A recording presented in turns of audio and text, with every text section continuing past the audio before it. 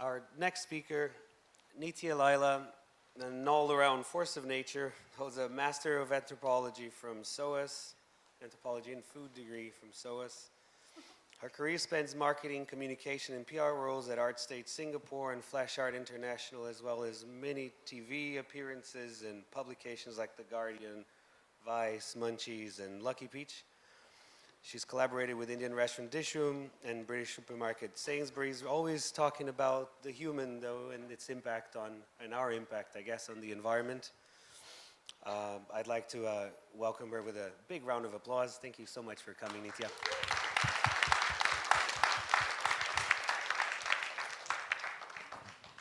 Thank you.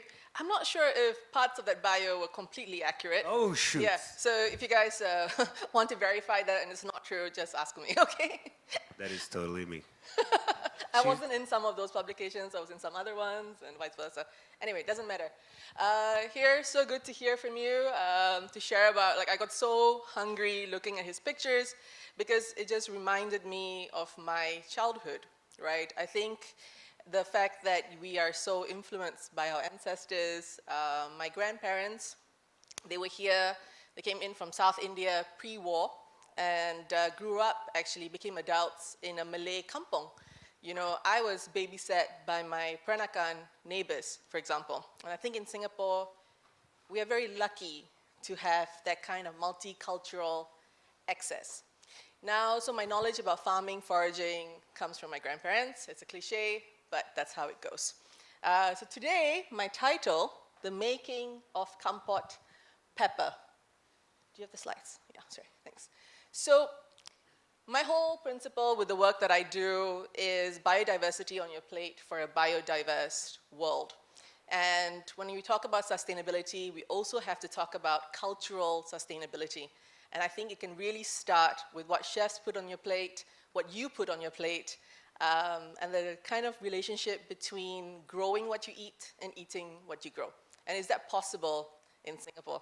I chose Kampot pepper really because I was going to all these dinner parties and the brined Kampot pepper from La Plantation was like a thing, right? It was being served at every kind of dinner party as like a starter before a meal. And I was looking at that jar and I was seeing how it's being stocked in Colina, and I was thinking, I mean, there must be a bigger story on how this ended up on our tables. Sorry, I should be using the clicker. There we go. So my work predominantly is in the realms of the intersection between food, history, and culture. So when we talk about food, yes, it's cents and dollars, yes, it's about survival, but it has all these other layers, right? It's about, we use food for celebrations when we're born, we use food when we get married, we use food to kind of have a somber celebration when we die, especially in Asia. So it's part of our rituals, it's part of our healing, it's part of our lives in so many ways. But there are also all these historical tensions that kind of affect food. Peranakan food would not have happened if colonization and migration didn't happen. So there are some positives for some of the things that happen, right? For military foods, you get canned goods, you get ready-to-eat meals. You have industrialization, which sees us kind of move from agrarian societies to more kind of processed foods. So how do we see all of these things in Kampot pepper? So Kampot pepper is highly revered now, and the Romans are probably to thank for the first kind of documentation of large-scale culinary globalization, right? They were obsessed with black pepper coming in from the Malabar coast. Ships were bringing it in, and this is almost a millennia ago. And then from there, you see the Indians in Cambodia in the first AD, and I think Dipanka is going to talk a little bit more about this. And then the Chinese are in Cambodia from about the 13th century, starting to grow pepper vines that they have been growing in Hainan in southern China. So, but at this point, it's still a crop that's being exported out, and this becomes even more so when the French come into the picture and Cambodia becomes a colony of the French. At this point, it's called Indo-Chinese pepper. 8,000 tons are being exported into the best restaurants in France and the rest of Europe. Of course, this gets even more so because the Sultan of Aceh burns down all his pepper plantations when the Dutch try to invade Aceh. So it's this very humble plant, but it's linked to so many cultures. The biggest thing that comes to affect Kampot pepper after is the Khmer regime, right? Where they burn down the pepper plantations because it's a symbol of colonialism and replace it with rice fields. So after all this time, how does it become a premium product? Post the Khmer regime, you have the Vietnamese invasion. So it takes about 30 years before Kampot pepper can really become a thriving industry. But who owns the land? Who owns the product? Who benefits from this? Is it an equitable process? And a Kampot pepper, at the moment, if you go, can we go to the next slide? The next one. Thank you. Yes. So, spices from the south, brands from the north.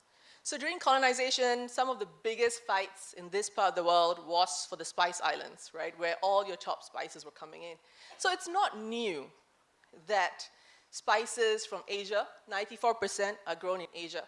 But if you go to any premium supermarket in Singapore and you want a premium purveyor of spice, a lot of the time they are not Asian, right? Your brands that fine dining chefs, fine dining restaurants that you would get in your Kalina, your Little Farms, your Surrey Hill grocers, these are the brands that you will see. So why do we not have autonomy in the way the spices that we grow are represented? We also see this with some other ingredients. So we see how food trends affect this whole discussion. We have green jackfruit, which I grew up eating. And even to this day, if you go to a wet market, it's probably about $12 a kg, right? But when you call it a vegan meat alternative, that price immediately goes up to $30 a kg. Moringa is like, you know, when I was growing up, my granddad would mention, like, moringa is something you feed to cattle because it increases milk production for dairy cows. But now, it's slated to be a $14 billion industry by 2028. The biggest growth you will see is with coconut water, which has seen a 500% increase in the last 10 years. And most of your coconuts are coming in from the equatorial south. So this is an issue, and what can we do about it? So in the talks earlier, we heard a lot about kind of the struggles for restaurants to become sustainable. Where can they get the support? And for that to happen, the food ecosystem needs to change. I mean, food, as you guys know, before what it ends up on your plate, the illusion of choice that supermarkets present, and cities, which are meant to be all about opportunity and choice, are really all about compromise. It's what you can buy at the right time that's open to you after a long day at work. And a lot of chefs are also restricted in terms of the kind of ingredients they can get here. If you want to use regeneratively farmed ingredients, if you want stuff from your local farms, your menu has to be compromised. So the consumer also has to change their mindset in terms of what they expect to eat when they go to a restaurant.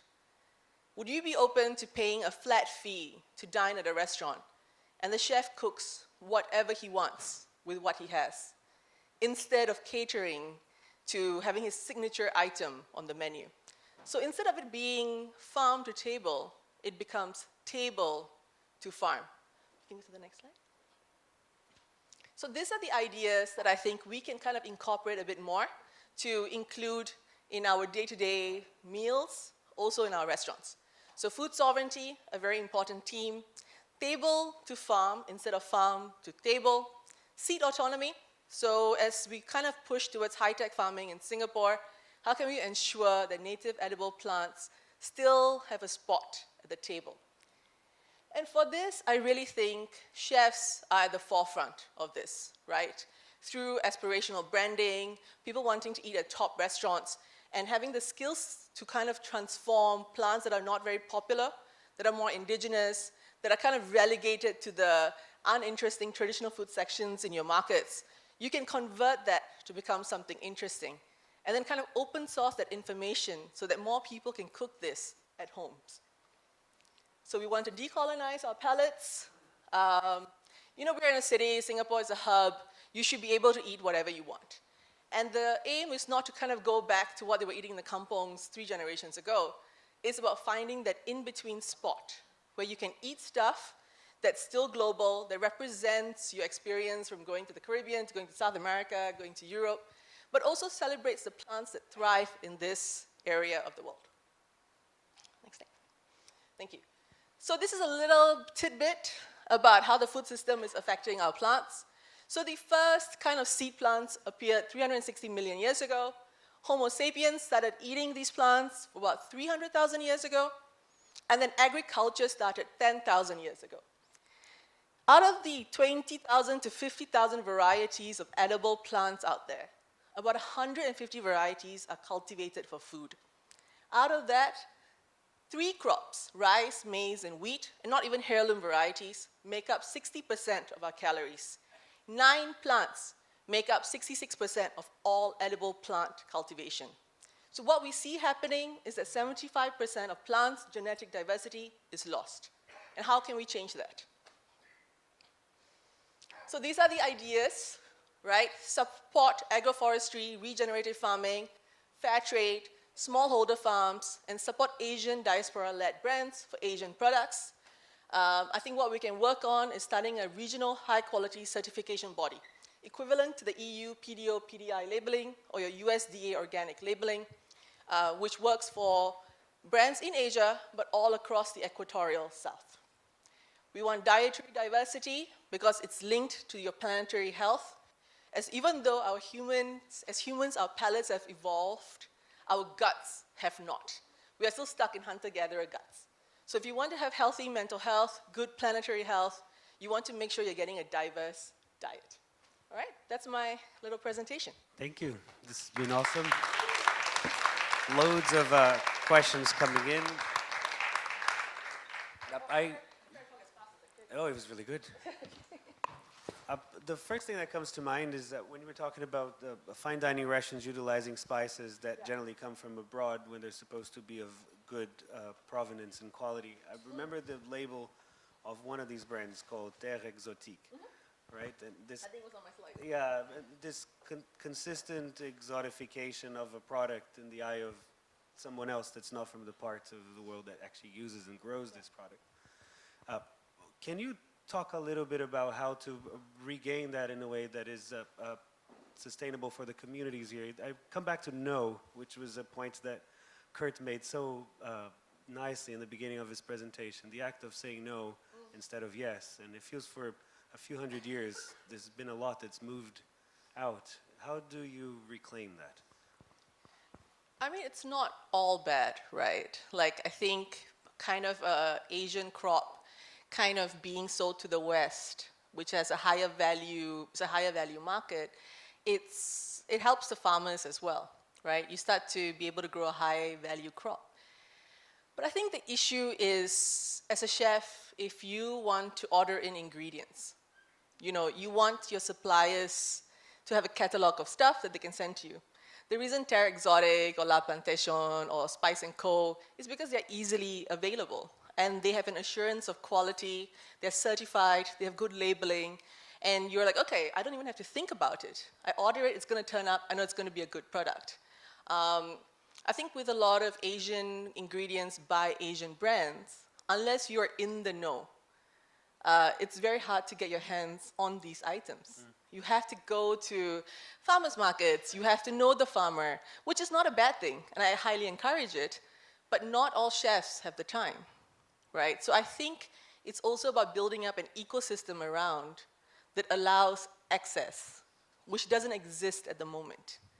Right? If you order from Classic Fine Foods, or you order from Kalina, or Indoguna, or all these guys, they have a very particular catalog, which is high quality, but mostly from outside of Asia. Have you seen models in Singapore specifically that you are proud of and you think are actually expressing what you're suggesting? Do you mean your restaurant? No, not at all. But I mean in a context of agriculture, in the context of spice trading, of specific artisanal or locally grown or foraged products. Yes, I mean, I think for a lot of chefs, if you want to get there in a restaurant, it's because the chef has taken it upon himself to go out and forage and cure and make the spice in his own kitchen. In terms of brands, I think with Asian products, if you're talking about kind of sesame oil and soy sauce, there's still production facilities here that are making it at a very high quality level. You have places like JR Spices, where you can go and custom blend your Madras curry spice, which does it how they used to do back then in the wet markets. There was always like an auntie with like multiple tubs of spices, and she'd be like, okay, you want to make chicken masala, or you want to make dalcha, and she will customize the spices for you. So JR Spices still does that, and if you ask him, he will get you the high quality spices that you would like. I have to be honest, I think Mustafa is pretty good. You know, like when we're doing brunch bandits, if we wanted to make an Ethiopian spice mix or a Caribbean spice mix or a Kenyan spice mix, I would go to Mustafa because you could get the organic India versions for turmeric, a hand-pound turmeric from the foothills of the Himalaya, you know. So there's also companies like Diaspora Co., but that's in the US, where they're doing Indian spices at a high quality, which are equitable, fair trade, and sustainable, and kind of give back to the societies that it comes from. I think there's East Java and Co., which brings in spices from the Spice Islands, and is owned and produced within East Java itself. Now, we're talking about chefs and they potentially helping to generate a demand for products like this, but on the consumer side of things, are there tips for people who just shop? I mean, chefs are also consumers. Are there tips that you've learned over the years after scrutinizing a bit of this marketplace, or actually a lot of this marketplace, that could be helpful for people? What should we be looking for so that the resource is here, the IP is here, that it actually rewards the folks that actually produce and work on this?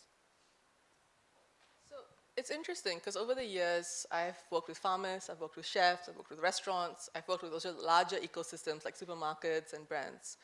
And everyone says the same thing, right? It's a cost issue. A lot of the time it's cost issue. Being able to choose and eat sustainably or locally in Singapore is definitely a privilege. And either its Asian ingredients are reduced to being really cheap, but if you want organic versions of these Asian ingredients that are grown in permaculture or regen farms, you need to be ready to pay. I think what I hope is that, like, I find more plants that are indigenous and native to this region in the Thai supermarket at a Piria Mall than I do in NTUC, for example, or cold storage. I think there was Boodles before that I thought was quite great. Yeah. They were bringing in high quality produce from like regen, permaculture farms like Follow, Green Circle. Yeah, those ecosystems exist and then they kind of die because they don't have enough cost support. Well, I think there's a question that just popped up on the screen, and it's somewhat related to this. But we're talking about also not having access to a marketplace. It's not really that the products aren't there, but we don't necessarily have a platform physical to help us commercialize them, right? Exactly. Like, I think it's really like, how do you get your hands on these products? They exist, right? If you go to Thailand, you go to Cambodia, you go to India, you go to Java, you see it. There's artisanal produce, right? But unless you know, like Langit from Sarawak, that's making amazing Sarawak pepper and ginger powder, for example, it all exists. But you need to have a lot of time on your hands to be able to collate all that data. You can't just like finish work, and especially for chefs, if you're working super long hours, and you just want to grocery shop, but you want to shop ethically, you want to shop sustainably, you want to shop local, that doesn't exist. I see a lot more of the premium supermarkets because I guess they generally get an audience that's interested in these themes, bringing in locally grown produce. But a lot of the time that's high-tech farming, right? They're producing your kale or your rocket or your spinach locally. I guess that also makes it local produce, but we don't see moringa, we don't see sayur manis, we don't see curry leaves and betel leaf and wild pepper leaf. Ulam Raja, for example, I constantly get chefs asking me, like, I need a kg of Ulam Raja leaves, where do I get them? And I'm like, dude, you know, you can go to the wet market and get like maybe 100 grams if you're lucky. Yeah. But as a chef, you also know there's a huge difference from herbs that are grown and imported in from Malaysia versus the ones you grow yourself, right? Like especially with these Asian, these tropical plants, they taste so much better. Like if you don't have access to a tamarind tree, you can't use the baby tamarind leaves as a garnish, which is an amazing taste, you know, or curry leaf fruits, which taste immediately like Baduan spice. They're like a floral curry, immediately, you know. And this only happens if you have access to the plants themselves, which doesn't exist as a easily available marketplace. It's all about who you know. You can go to Edible Garden City. They do a good job, actually. They do a good job, and they've been doing it for a while. I guess if anybody's looking for a next business model, perhaps there's one. There's a ready market ready for it.